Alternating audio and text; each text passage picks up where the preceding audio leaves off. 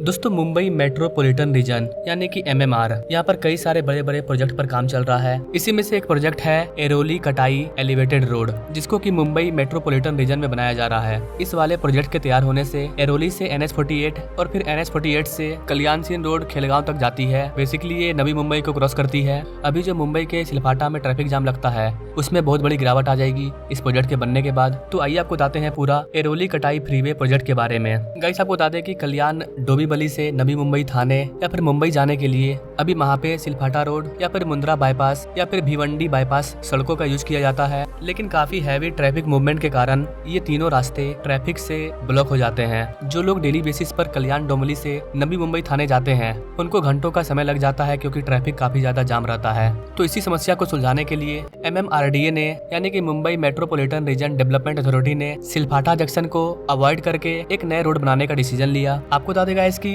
ये रोड मुंब्रा और एरोली के बीच में जो पारसिक पहाड़ी है उसके बीच से होकर के गुजरता है। इस रोड की शुरुआत होती है एरोली से, जहाँ पर यह मुलुंड एरोली ब्रिज के एरोली एंड से शुरू होकर के एरोली शहर को पास करते हुए थाने बेलापुर रोड और trans harbour Mumbai suburban rail line के ऊपर से आगे बढ़ता है। इसके बाद आता है पारसिक हिल। ये अच्छा खासा बड़ा पहाड़ है। इस पारसिक हिल के बीचों बीच एक ट्विन टनल का निर्माण किया गया है। इस टनल की लंबाई 1.7 किलोमीटर है। इस पारसिक पहाड़ी के दूसरे छोर पर मुंब्रा के पास इसका दूसरा छोर ओपन होता है। आगे जाकर के ये रोड काटाई नाका में समाप्त होता है। आपको बता देगा इसकी इस पूरे प्रोजेक्ट को 3 फेज में बांट करके बनाया जा रहा है। फेज 1 में शामिल है आपका थाने बेलापुर से नेशनल हाईवे 48 मुंब्रा के बीच में 5.2 किलोमीटर का एक रोड, जिसमें कि 1.7 किलोमीटर का एक टनल का सेक्शन भी शामिल है। वहीं बात करें अगर फेज 2 की, तो फेज 2 में मुलुंड एरोली ब्रिज और थाने बेलापुर का रोड शामिल है। इस सेक्शन की लंबाई 2.2 किलोमीटर है। ये पूरी तरह से एलिवेटेड होगा। इसके बाद आता है इसका आखिरी फेज, जो की है तीसरा फेज, जो की सबसे बड़ा है। फेज 3 6.3 किलोमीटर लंबा है। ये नेशनल हाईवे 48 मुंब्रा से स्टार्ट होकर के काटाई नाका जंक्शन तक जाता है। अभी वर्तमान अपडेट की बात करें तो इसका जो फेज 1 है वो पूरी तरह से बनकर के तैयार हो चुका है। फेज 2 पर काम स्टार्ट हुआ है। फेज 2 काफी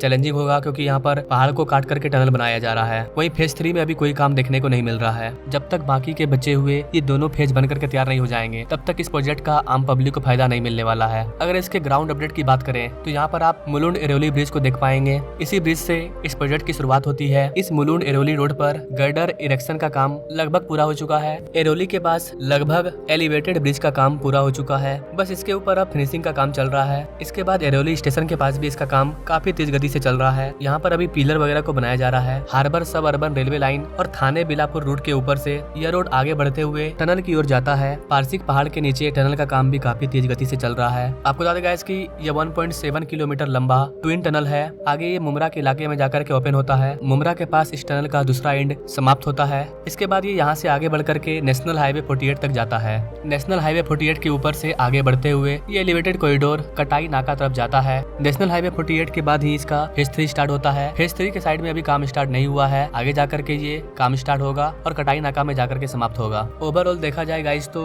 फेज 1 का काम लगभग पूरा हो चुका है। फेज 2 का काम काफी तेज गति से चल रहा है। कहीं कहीं पर काम बाकी है। टनल के अंदर काम चल रहा है। इसके अलावा गर्डर लॉन्चिंग की भी काम चल रही है। फेज 3 का काम बस स्टार्ट होने जा रहा है। काम अभी आगे बढ़ा नहीं है। अब अगर बात करें कि इसके बनने से क्या क्या फायदा होगा, तो गाइस बताया जा रहा है कि एक बार पूरा हो जाने पर एरोली से सिलफाटा सुरंग परियोजना पलावा, मुलुंड और कल्याण जैसे केंद्रीय स्थानों तक तेजी से पहुंच प्रदान करेगी, जिससे यात्रियों को भारी यातायात क्षेत्रों को बाईपास करने में मदद मिलेगा। ट्रैफिक जाम की समस्या खत्म होगी। इन विकासों ने घर खरीदने वाले और निवेशकों के बीच में काफी रुचि पैदा कर दी है इस एरिया में, और पलवा और कल्याण सील रोड जैसे क्षेत्र पर अधिक ध्यान दिया जा रहा है, जो इस महत्वपूर्ण अवसंरचना विकास और इसके साथ आने वाले बेहतर कनेक्टिविटी से सीधा लाभान्वित होंगे। अगर आप रियल एस्टेट के परिदृश्य से देखें तो एरोली कटाई नाका फ्रीवे फेज 3 के पूरा होने से नवी मुंबई और आसपास के क्षेत्र में रियल एस्टेट बाजार पर एक बहुत बड़ा गहरा असर पड़ने वाला है। यहाँ के निवासियों को बेहतर कनेक्टिविटी मिलेगी। वो एरोली से संपत्ति मूल्य में वृद्धि होगी। एरोली कटाई नाका सुरंग के इस नए विकास गलियारे के बनने से इस क्षेत्र का जो फ्यूचर है वो काफी ब्राइट होगा। यहाँ के किसानों की जमीन का दाम बढ़ रहा है। यहाँ के जो लोग हैं जिन्होंने यहाँ पर घर लिया हुआ है उनको एक अच्छी कनेक्टिविटी मिल रही है। घंटों की यात्रा को वो मिनटों में कंप्लीट कर पाएंगे।